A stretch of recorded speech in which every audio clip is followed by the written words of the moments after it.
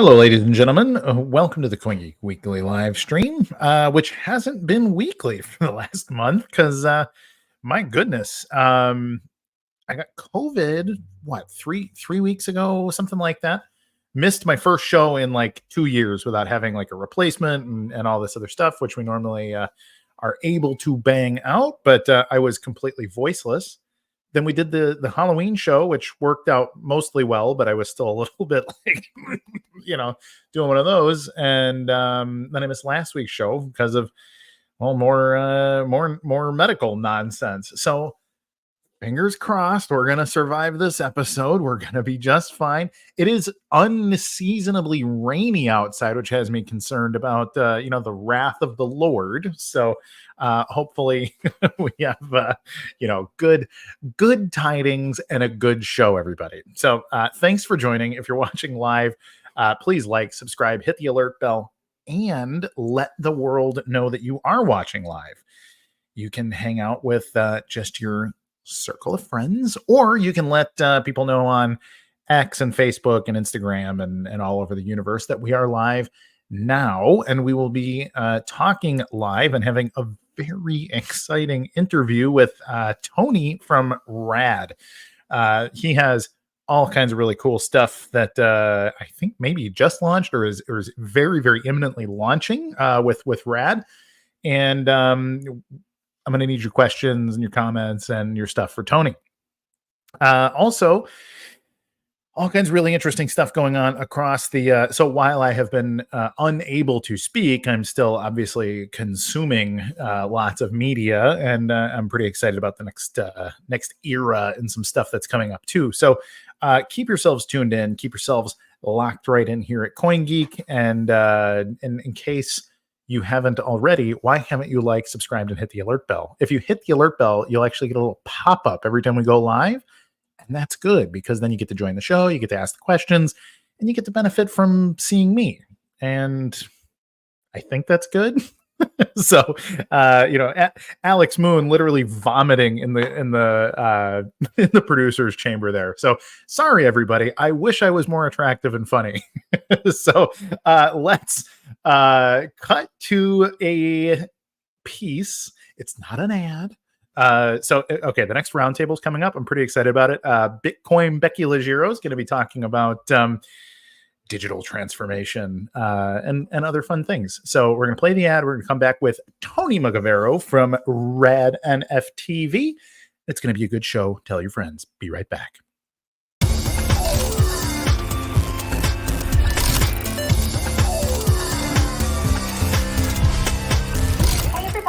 Becky Legiro, and I'm going to be hosting the next CoinGeek Roundtable with the subject of emerging technologies and opportunities in Africa.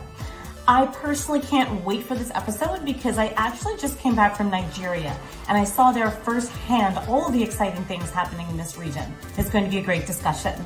My three guests are going to be Patrick Prinz of Monetix, Jeffrey Wele-Wazoo of Dominium, and Holger Vogt of Almena, Africa. We are going to be going live on Thursday, November 16th at 2 p.m. GMT, 9 a.m. EST. Please join us live. Can't wait to see you there.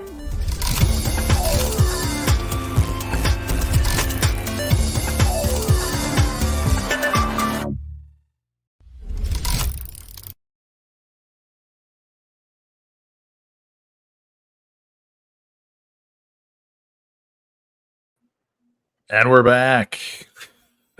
What's up, Tony? Hey. Welcome to the show. Good to be back. Thanks for having me.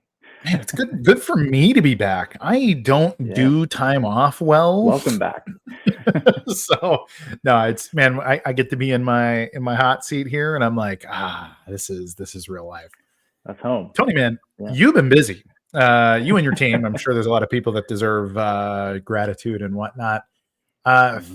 Fill in the audience. You've got what's the news? Let's break the news right out the gate, and then we'll talk about what it took to get there and some of the opportunities. Yeah. So it's releasing. I heard you mention earlier that it was imminent or released. It is imminent. It's the next day or two. We're in the process of releasing everything to mainnet production and then doing a DNS switch. So, but essentially what that is a creators portal for anyone to upload a piece of video content, specify all of the metadata associated with it, just like you would uploading it to a YouTube or something. But then putting an arbitrary number of revenue splits into that video in order for people to get paid out in a kind of a transactional video on demand model, and having that all be run via smart contracts. And so, you know, that's generally what we've seen in the space overall, in the crypto and the blockchain space, has been people flipping JPEGs and people flipping tokens, and speculation has been the main use case.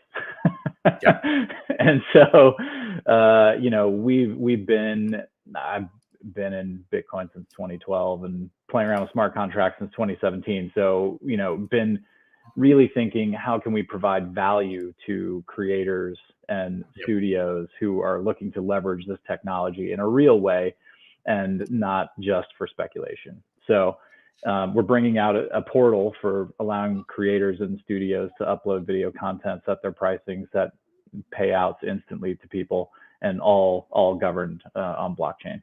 So that's it. Yeah, it's beautiful. So RAD.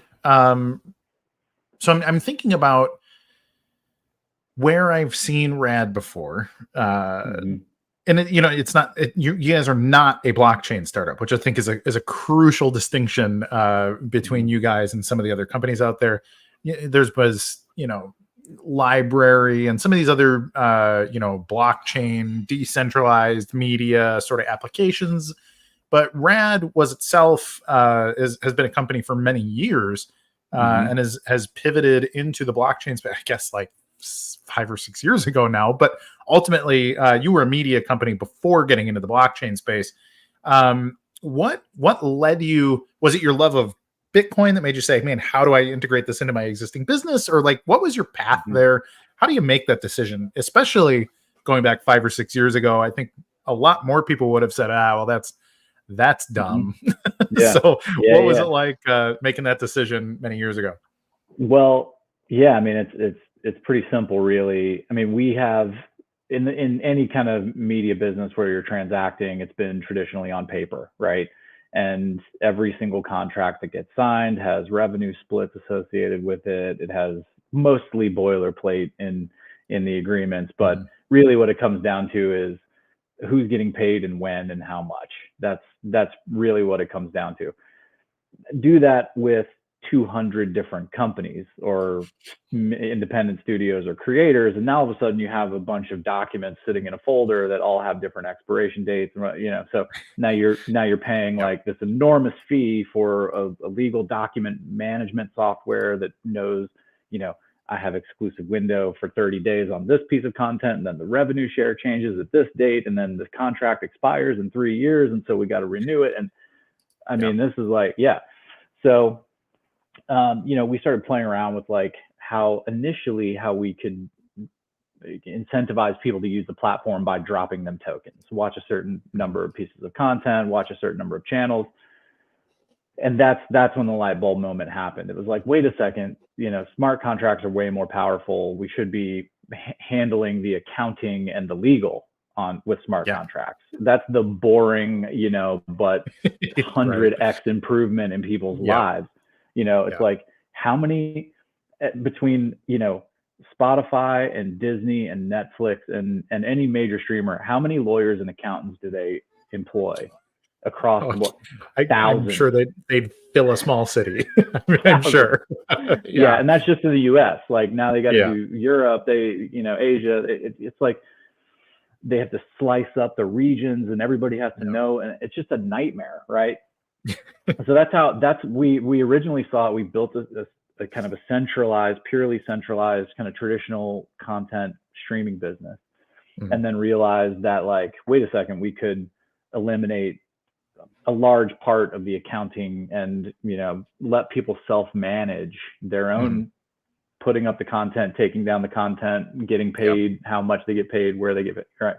So we saw that value, and I think, you know, in 2017, NFTs weren't really even a thing yet. A couple people had played around with it, mostly memes. Yeah. It's still mostly memes. And, Yep. we were, I mean, we have, like Sony's an investor, Disney's an investor. I could walk into every head of innovation at the studios and say, this is the future, content on blockchain. And they were all like, yeah, but we don't even have a streaming strategy yet. So like, let's get that. And then we'll start talking blockchain. Now, even just still today, the dust is settling in the streaming ecosystem. So, I'm thankful that we've been big believers in it until now, because it's starting to manifest now. And we're being seen as like, oh, okay, well, you guys have been in it. You're not just chasing hype. And, 2 weeks ago, we decided like, let's get into crypto,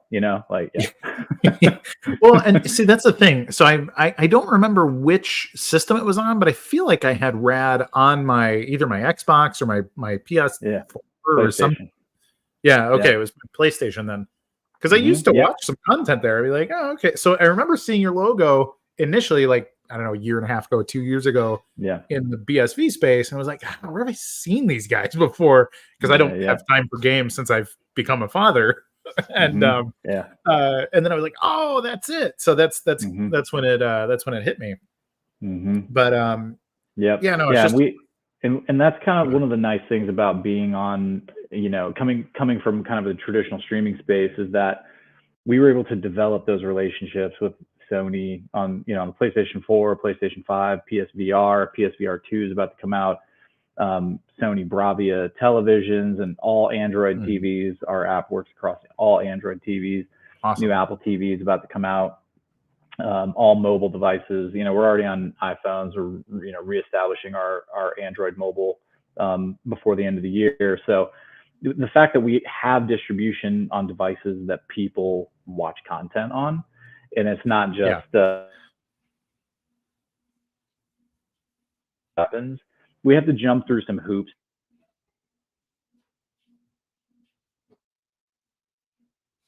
I think we got some freezing and streaming issues here, and it doesn't look like it's on my end. Tony, you may want to. Can you hear me now? Yes, I can. I'm back. But your face is frozen. Oh, it is. Okay. Yeah. Oh no, you're back. Okay, I think we're good. I'm back. Okay. All right. Okay. Sorry about that. Internet is doing what it's doing. So at any rate, I think for us to be able to get content to those devices, we have to still jump through some hoops, just because wallets aren't supported in Apple devices, and so we're still. I keep saying it's Web 2.5 because it's really probably going to be that way for the next decade or more. So no, that's fair. Yeah. Well, cool. So I'm thinking about all the ways, just streaming in general. I mean, I was an early Netflix guy, like mailing discs. I thought Netflix was such a cool company. And then when they went streaming, it was like, oh, this is great. And then I remember, I can't remember who the first one was to leave and say, we're no longer going to be giving our content to Netflix. And now it's like, if you just want to watch the movies you want to watch that come out in a year, you kind of need the Disney Plus and the Paramount and the Showtime. and now it's like, okay, now this has become more expensive than cable again, which was, I think, the disruptive thing that Netflix was doing, is saying, hey, watch your movies, watch your TV, whatever, all in one place. And we become the central distribution. So there was that consolidation, and now it's become really spread out again. But actually, a lot of them are not profitable anymore, because it's like, I'm just going to pick. What do you think that ends up doing with a company like RAD? And so you've mentioned like Android and Sony and all of that's great, but in my opinion, it's always about the content. So what content do you guys have access to? Is there like a pool of general content that like anybody has access to, and then you get your exclusives on top of that? Or like, how does the content side work? Yeah, I mean, you're either paying an enormous amount of money, which is in the tens of billions of dollars. That's what Netflix and Amazon and they pay that every single year, right? It's not just like once. They've paid it every year. Yeah. So from a content perspective, it's like you either differentiate that way, or you're creating some new distribution or format that isn't being touched by the studios or the major streamers yet. That was the only way that Netflix was able to get their foot in the door in distribution. Was they basically said, we're doing this digital thing that you guys are all ignoring. Give us your garbage documentaries and we'll stream those first. Right. And they did that for a few years, and that's what kind of bootstrapped them into a real business that they could then pay more for content and continue to grow that way. So we see that opportunity similarly here, which is if we're distributing content in a new way, then we can capture content that is maybe being underserved or is, from studios that are looking for ways to differentiate themselves. And using, a new technology or, even distributing into a VR headset. So, we're getting a bunch of those types of content deals and even people who have left major movie studios to create Web3 native studios. Yeah. And, we're seeing that type of content come on. It's like shorter form, it's more indie produced, but it has a community that's being built around it that cares about it. Well, and it's fascinating because just myself, and I know the numbers will back me up on this. I used to watch a ton of Netflix and Prime and stuff, and I still do occasionally. I'll watch the big movie of the quarter or something, but I don't consume that much content anymore. What I do find myself consuming is a lot of like professional YouTube content. So the kind of people that put out one really good video a week, and it's subject matter that I'm interested in. And they just do a really good job. The production value is fantastic because you basically have access to world-class tooling for a few $1,000 today, and you can produce really good content out of your home. So I think there's actually a huge opportunity there for you where, even 5 or 6 years ago, I think it would have been suicide to be like, yeah, we don't have the catalog from any major studios. But today it's like you have YouTubers that have 5 million views a week on their content that they may not want to monetize through YouTube, which is why they have Patreon and all these other things that have come in to bolster that. But the direct peer-to-peer, that like I'm buying your content because I want to consume your content and you get paid, and then everybody that deserves to be paid gets paid out immediately. I think that's such a just heavily untapped market that is screaming to be disrupted. So I'm like, I'm very bullish on your product. Just so you know. I appreciate that. Yeah. Well, in the social, we saw that in social where they basically started out with super friendly terms to get it kicked off with like 90-10 revenue splits, 90 going to the creators. And then over time, it was gradually just squeezing. And now it's like 55-45, and like you get paid 9 months later or whatever. And Right. It's like, so how do you get as a creator, the Patreons and the Substacks and the Twitter subscriptions, and it's like people looking for new ways to essentially bolster their revenue streams and or using YouTube as like, here's the clip, go to my pro thing over here. Right. So yeah, just we see that as a major opportunity. The content, there's so many people who are growing up, consumers who are growing up now, just thinking that YouTube stars are the stars. Sure. And so yeah. So they're, now it's well, what is there another Brad Pitt down the line? Maybe, I don't, maybe not. It's probably Mr. Beast. Mr. Beast is probably more recognizable by more people. Yeah. The guy, Mr. Beast is out there. What was the thing he was getting criticized for? He bought and gave away a bunch of stuff, and then people were mad at him for it like 2 or 3 weeks ago. I don't remember, but he is. He does. He gets more views. Or like Joe Rogan, for example. People talk about like, who's the most important man in media, and you can pick somebody on Fox or MSNBC or whatever, like these commanding people from big networks. But it's like Joe Rogan is the single most listened to person probably in the history of the world with his audience. And for some reason it's treated like it's just treated like, well, he's just a streamer, he's just a podcaster. It's like, no, he has the single most important show, like maybe ever in history. So Really, really ripe for disruption here. Let's take Brandon's question real quick. Well, because he compliments me. I like Kurt's point. We have many places to watch content. Can I watch, say, the Super Bowl on RAD, but only pay for the game and not for the build-up with RAD? And can this be something like 1 sat per second I view? Oh yeah, that's the dream. The Super Bowl and the Olympics and the World Cup and every major sport they are heavily locked down, and it's some of the most expensive rights that you can possibly get, in the billions, literally.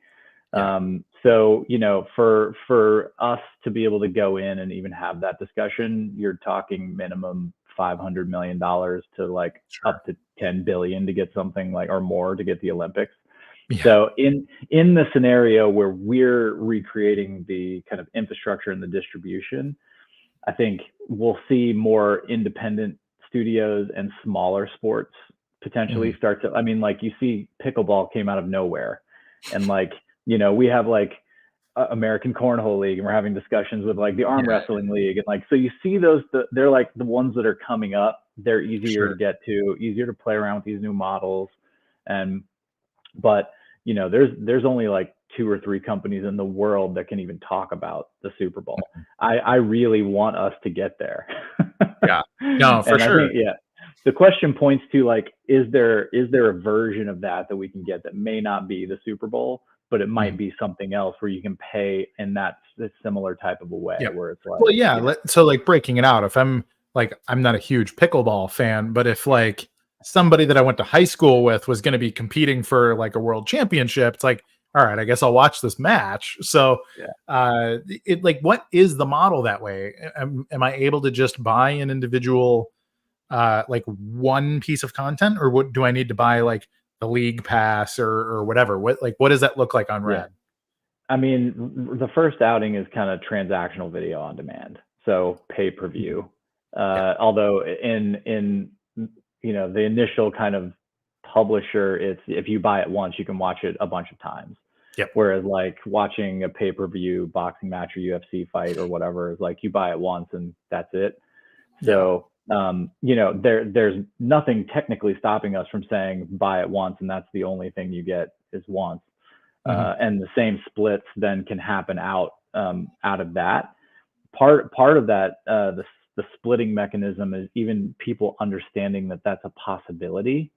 So in a lot of these kinds of deals, it'll be like the studio takes all of it and then they decide where the money goes.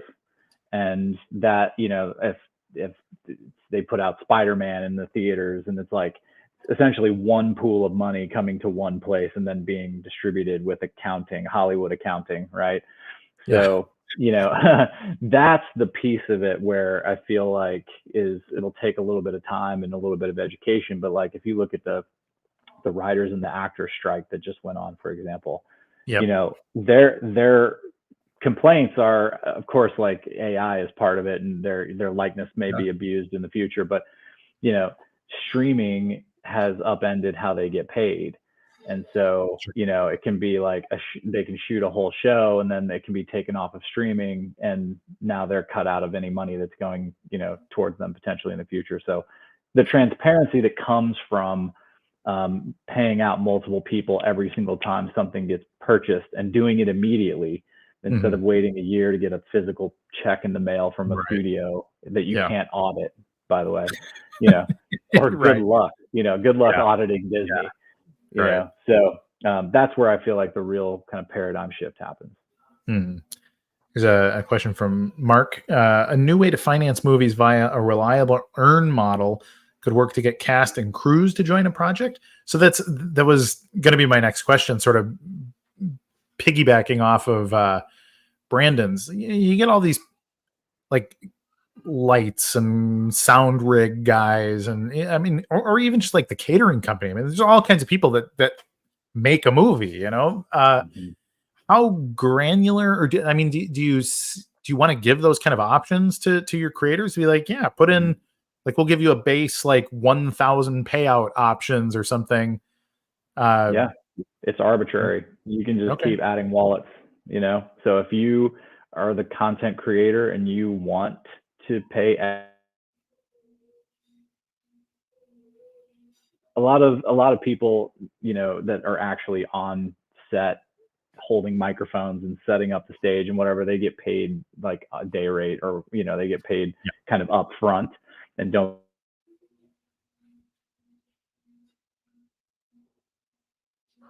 opportunity that creates you know,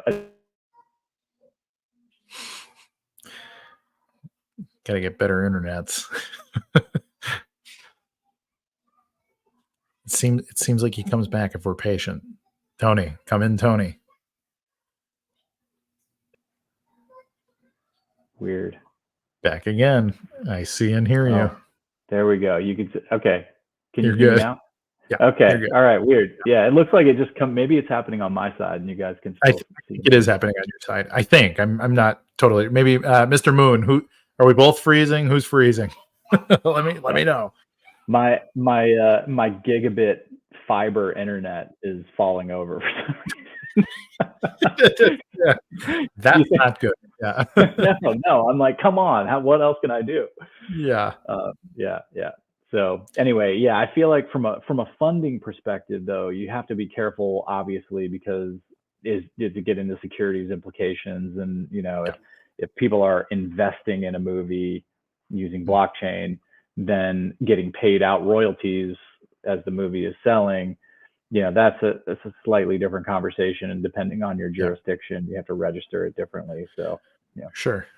But that is an interesting opportunity. I mean, that's a little bit like what a lot of Ethereum projects and stuff are doing with, you know, trying to tokenize art and things like that. It's kind of at least in the same wheelhouse a bit. But that's cool. I mean, if there's a new Disney movie coming out and I'm a huge fan or whatever, you know, like if I like the subject matter, it'd be great if I could put $50 investment into, you know, into that kind of thing. And yeah, I realize you'd have to have your full KYC, AML, and all of that stuff, but it's cool. I like it. Yeah.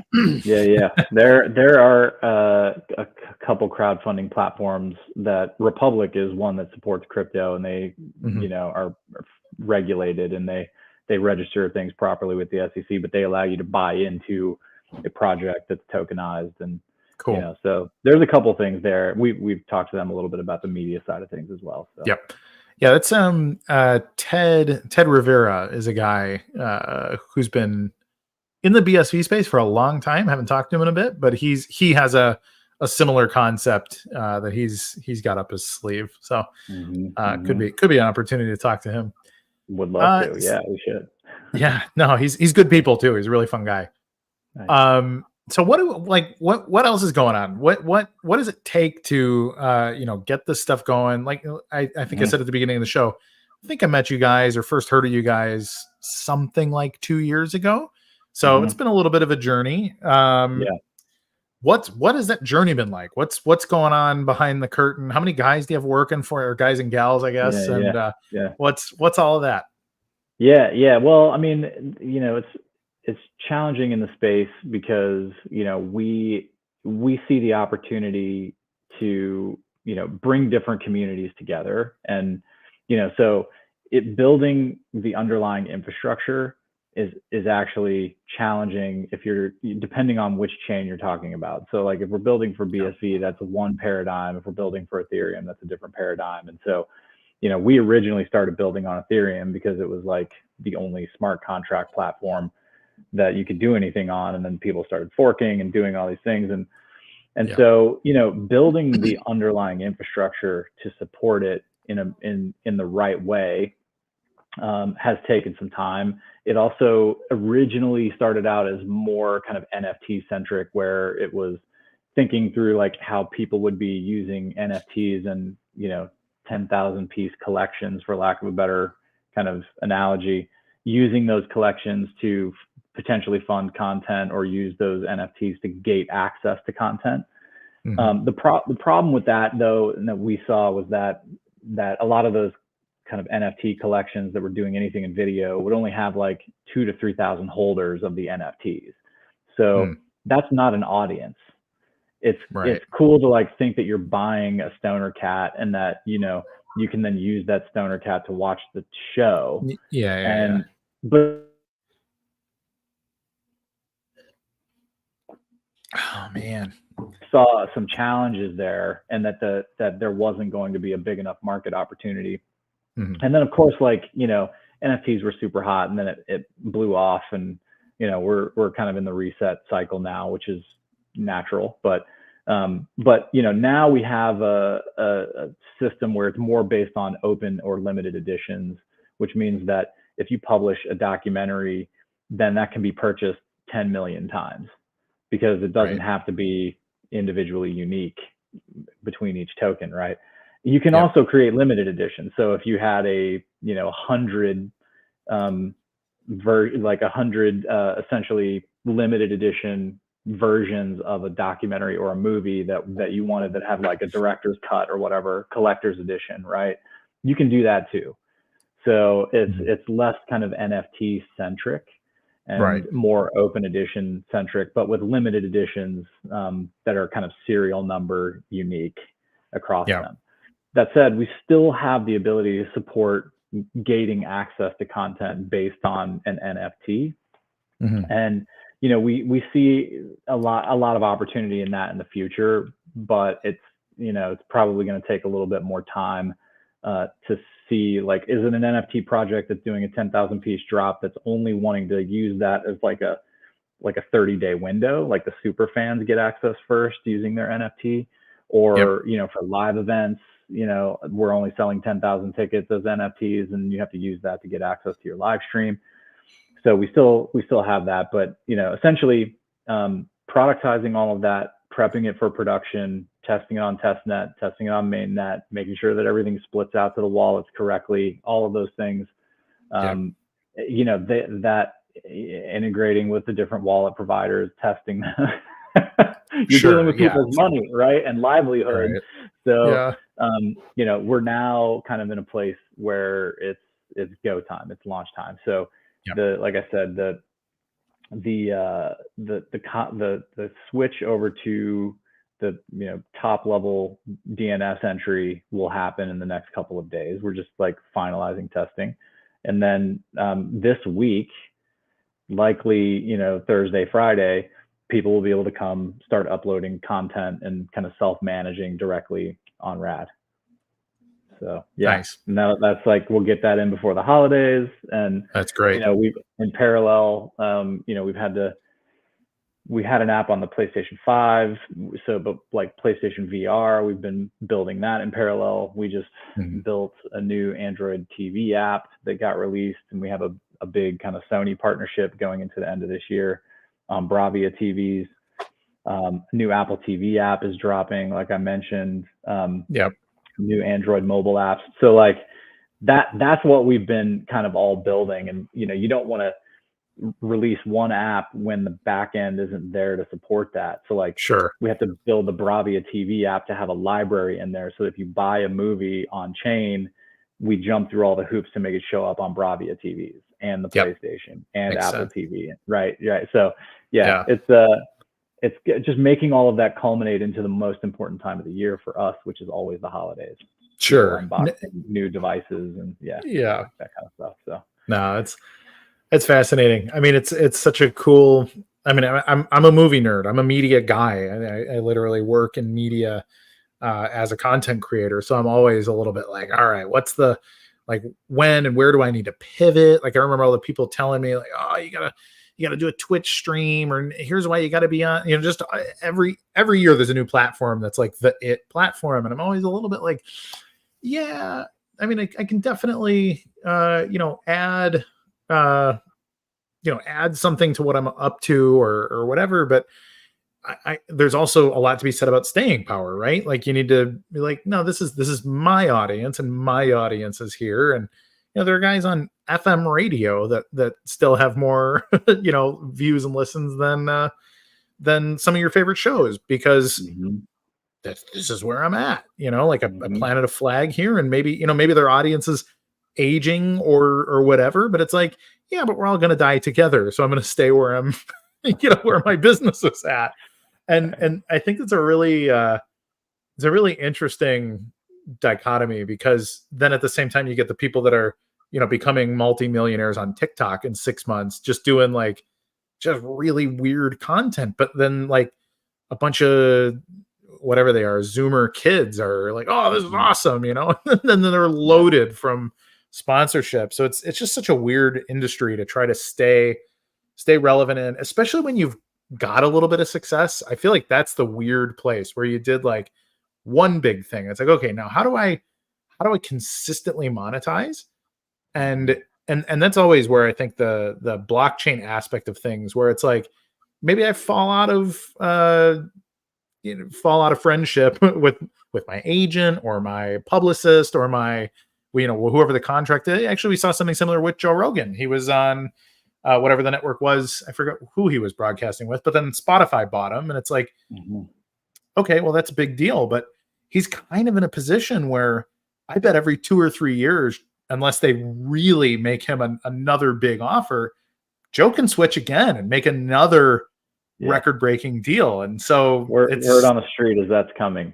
Yeah. I believe it. I haven't heard anything, but I'm sure it's like he has all of the negotiating power because he's got that audience. So it's, and where does that put you? I mean, do you see RAD in 10 years maybe having exclusive content, sort of like how Netflix now produces their own movies and stuff? Or like, what do you want to do? Do you have a movie in mind that you've been wanting to produce since you were 20? Or yeah, I mean, I think our opportunity in bootstrapping content is, people who have more control over it right now, and it's non-exclusive, but it's being bought and sold in a new way, similar to Netflix and how they approach their model from a model and a distribution perspective, but probably in terms of like more like a YouTube or a Patreon or TikTok, where the content flow is coming from people. They're self-managing their accounts. They're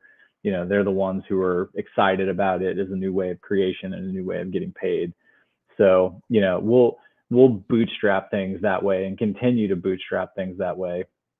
We did the same thing in immersive content with virtual and augmented reality. And so, as we've kind of shifted into using this new paradigm for smart contracts and crypto payments, like we'll see a new audience and a similar type of creation mechanism in that way.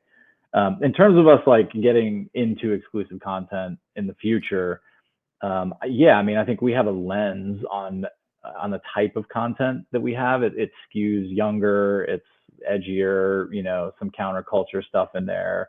It's it's not trying to be all things to all people. It's rad.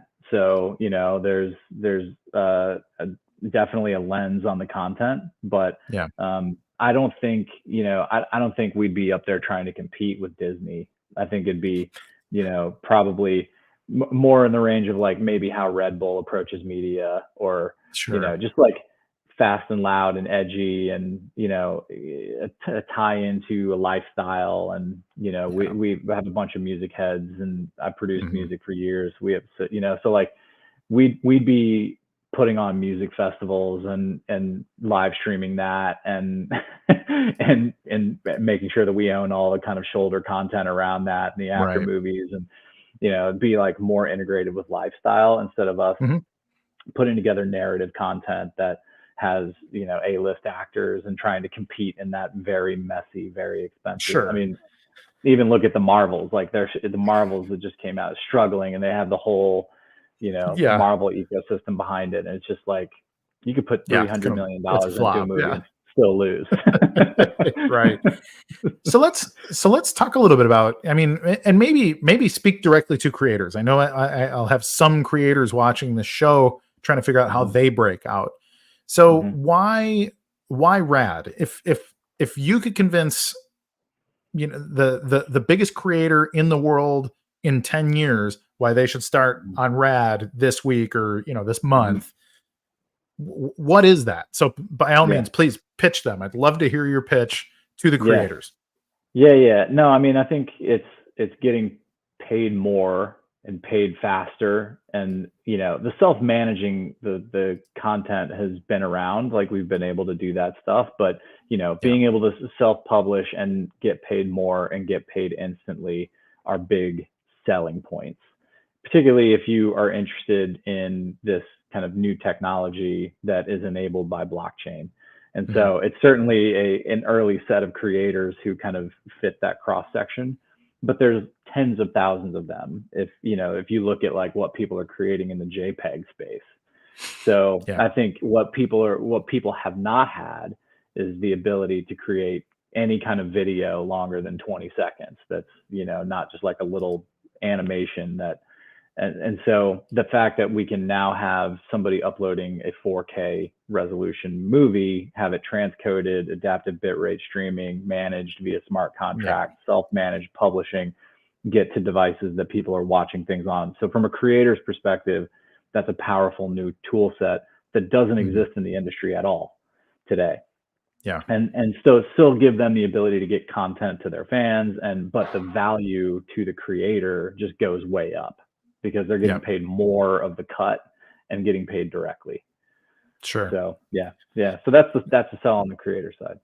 Yeah, that makes a lot of sense. It's funny. I'm sitting here thinking about like what is the weird content that I subscribe to, and I'm a Brazilian jiu-jitsu guy. So for me, it's a niche sport. It's not the most fun sport to watch because it's pretty technical, but there's probably a few 100,000 people globally that are athletes and therefore want to watch the tournaments that are on all around the world basically every weekend. And so there's a company called Flow Grappling that has basically monopolized it by saying, yeah, we'll just send a 3-person crew or whatever to every medium-sized or bigger tournament, and we'll stream them. And so, you know, you pay $20 a month or something to be able to have access. And then they do their own pay-per-views and stuff too. But they might be an interesting client opportunity to say, hey, like you guys should just stream over RAD, and then let like the athletes could even get in on the action a little bit, because there's a real problem in jiu-jitsu with the fact that there are very high level athletes, but they're from different countries. And they're kind of like, nobody has management. Nobody's thinking of it like a business. Like, so the business model in jiu-jitsu is become a black belt, try to become a black belt world champion, open a successful school. Like, so people want to be your student, and that's the way you monetize your skill set. So figuring out a way to monetize your more typical athletes in ways like that could be a really interesting one. And then if you get jiu-jitsu on the platform, then you can go talk to Joe Rogan, who is who actually I think would find this novel. Like he's blockchain guy. He thinks Bitcoin's cool. Maybe try to make some connections there. I think you could pull it off, Tony. I think you got the chops. Absolutely. Yeah. No, we got some friends of friends in there in that little circle. So, you know, I think when the time's right, absolutely, you know, we'll start to push on those types of things. And, you know, everybody's just, it's like, you saw that in order for Spotify to get him, it cost him $100 million, you know? I get it.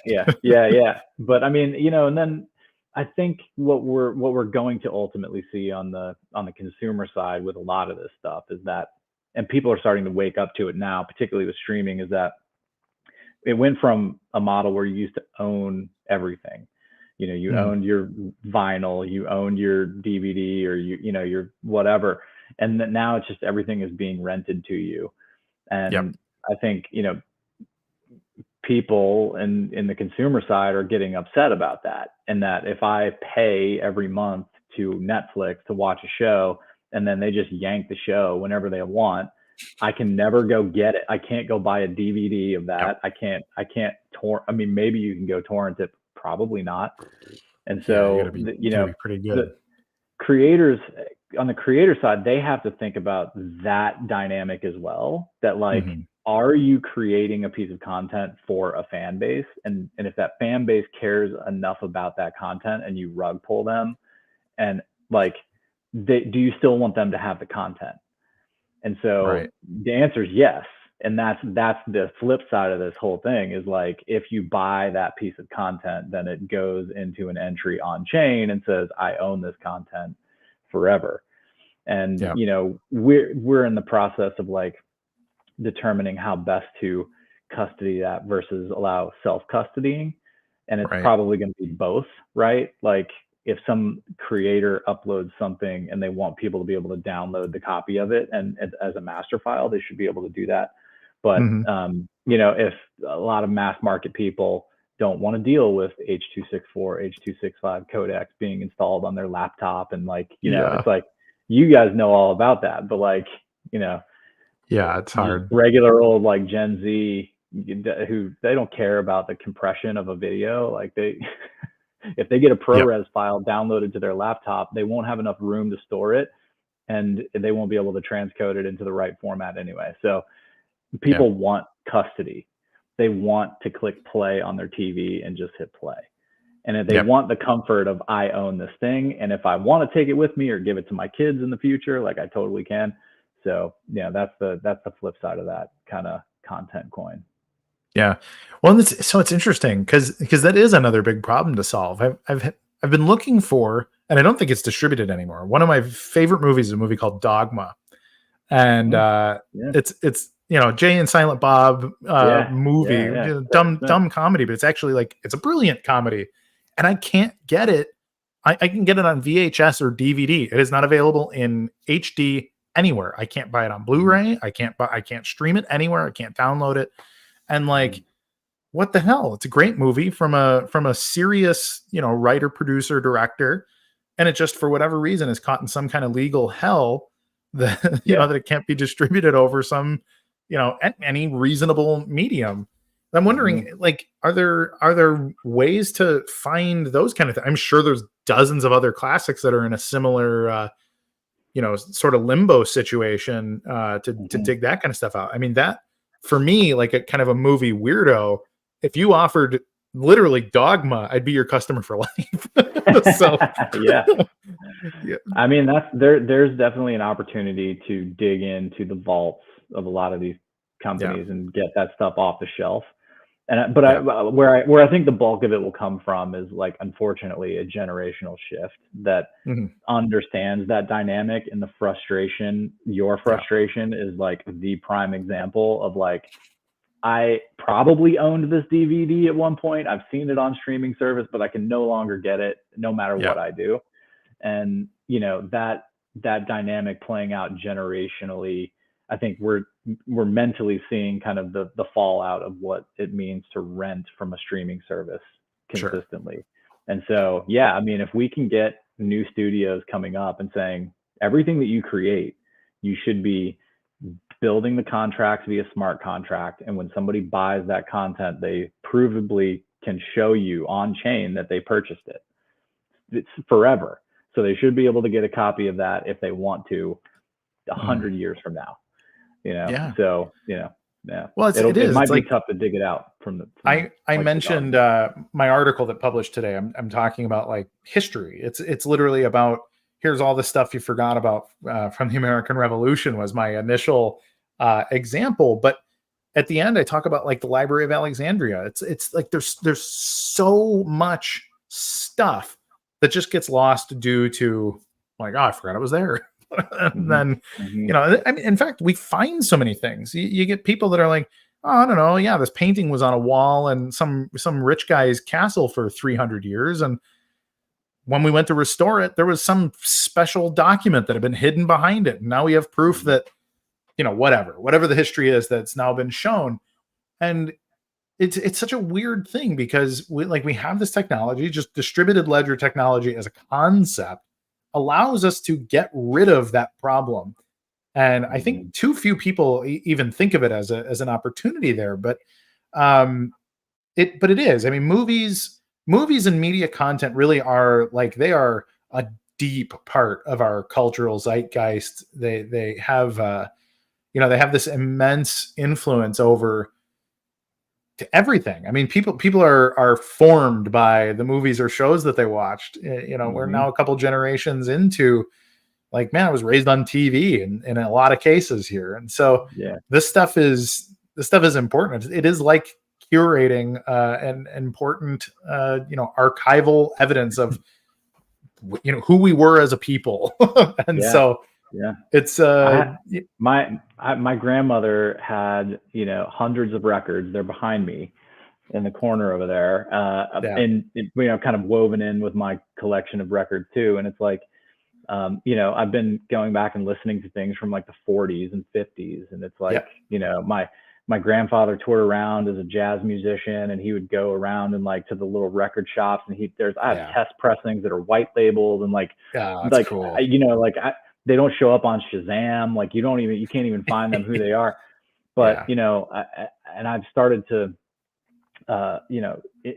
rip as many DVDs as possible. I just bought a 20 terabyte hard drive. I'm like trying to preserve all of this because honestly, and my wife thinks I'm hilarious and being dramatic for saying this, but like streaming is literally the destruction of history.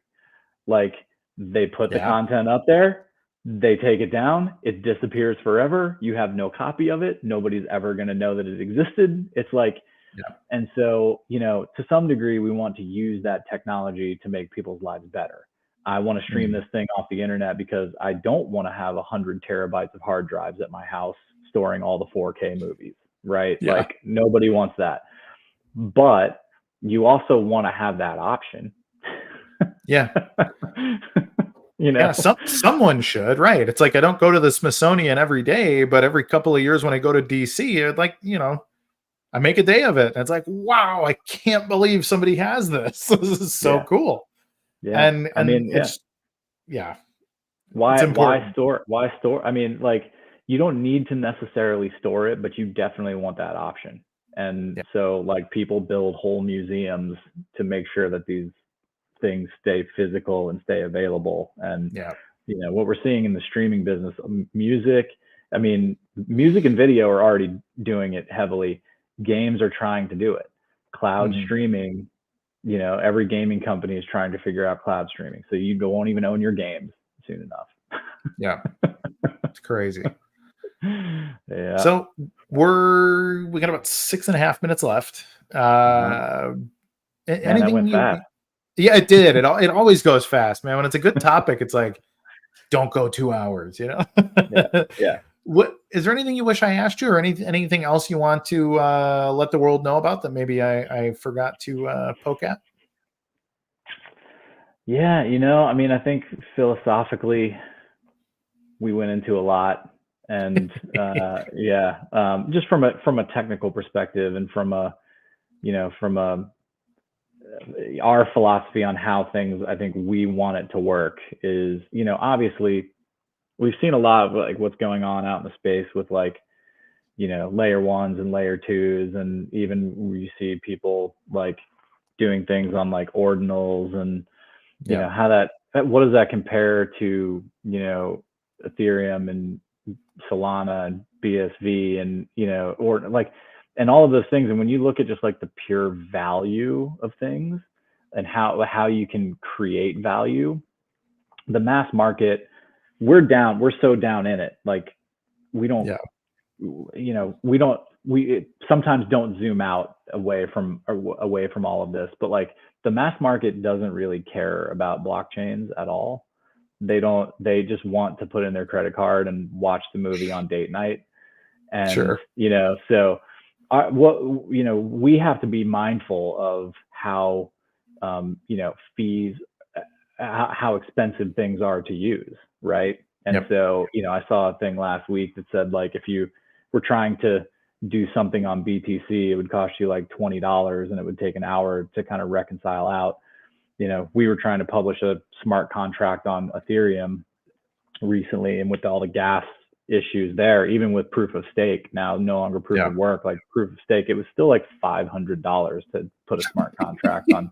Bonkers. And like, So, and then even fees on like simple transfers, and so again, it's like, how do you create an environment where somebody can click buy or watch now, and it happens, and they start watching, and it's fast and cheap, and so I mean, in terms of like bringing all of the different communities together, we see that as an opportunity. Like some people will just be tribal, about their chains, and Yeah. that's fine. That's totally fine. But we just look at like, well, how can we actually enable what we're trying to do using the right technology?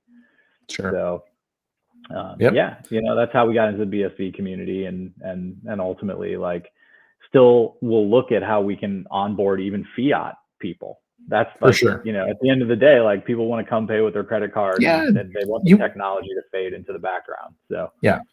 No, it's like I always say, I never get offended when somebody asks to pay me in euros while I'm walking around in Europe. Like, it's just like, a customer's a customer, man. So by all means.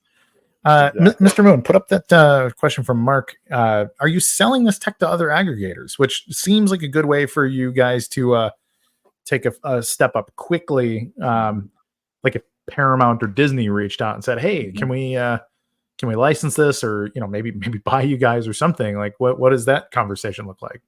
Yeah. So we have an API and a backend that we currently use ourselves. So we drink our own champagne, let's say. And I would say eat our own dog food, but I like champagne more than dog food. It's classier, right? Yeah. So we do have that, and we're in the process of documenting that and exposing more of that to the outside. Mostly because a lot of the underlying tech, it's not, if you spend a little bit of time, it's not really a black box. It's just annoying to build for. And so if we've like abstracted a layer of that and can make it easily accessible via APIs, and so that'll include pushing content in, handling all the processing of that video content, pulling that content back out, and enabling purchasing, depending even across chain, right? So that I don't know if it will make it out before the end of the year, but if anybody is interested, we've powered every major media company in some form or fashion using our backend. When we were more focused on virtual reality, we powered Sci-Fi VR, Discovery VR, CNN VR, all of Hearst publications, Gannett publications. Like, we had 250 apps sitting on top of our infrastructure. Crazy. And so transcode, and we were handling all the transcoding, playback, rendering, SDKs getting brought into mobile devices, etc. So we're doing the same thing currently for our own apps using our own API, but are exposing that to more of a self-service. But if somebody wanted to reach out to us literally today and talk about building on top of us, I'd say yes. Awesome. Good deal. Yeah, it's the right attitude. Tony, it's been a pleasure. It's always good to talk to you. I appreciate you spending your hour with me. Where can we learn more? Where should we look for you? RAD.live. Pretty easy to remember domain. It's got a bunch of content and things you can do there right now. The publisher for content will be launching in the next 24 to 48 hours, but I'd say Friday probably, to be safe. Sweet.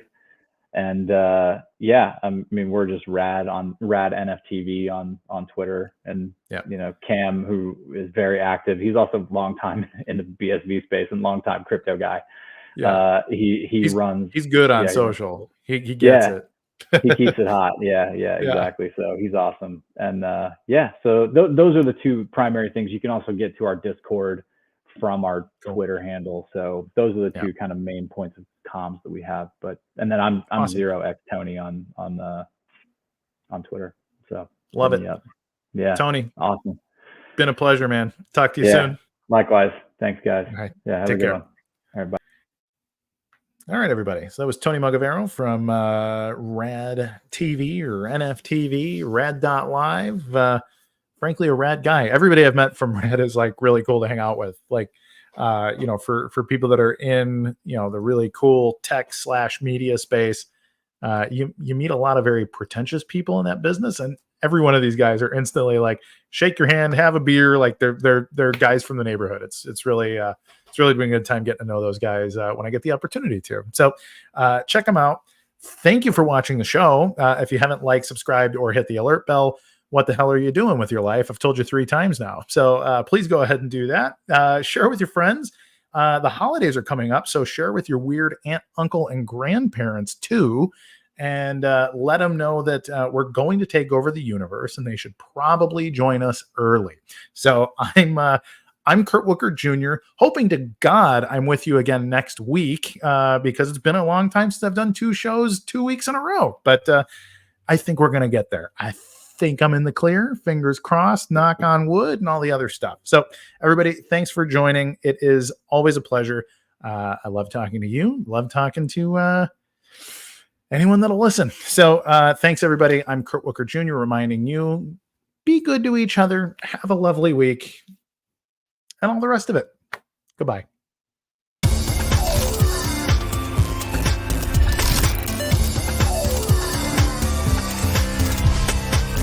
Hey everybody, this is Becky Legero, and I'm going to be hosting the next CoinGeek Roundtable with the subject of emerging technologies and opportunities in Africa. I personally can't wait for this episode because I actually just came back from Nigeria and I saw there firsthand all of the exciting things happening in this region. It's going to be a great discussion. My 3 guests are going to be Patrick Prinz of Monetix, Jeffrey Wele-Wazoo of Dominium, and Holger Vogt of Almena, Africa. We are going to be going live on Thursday, November 16th at 2 p.m. GMT, 9 a.m. EST. Please join us live. Can't wait to see you there.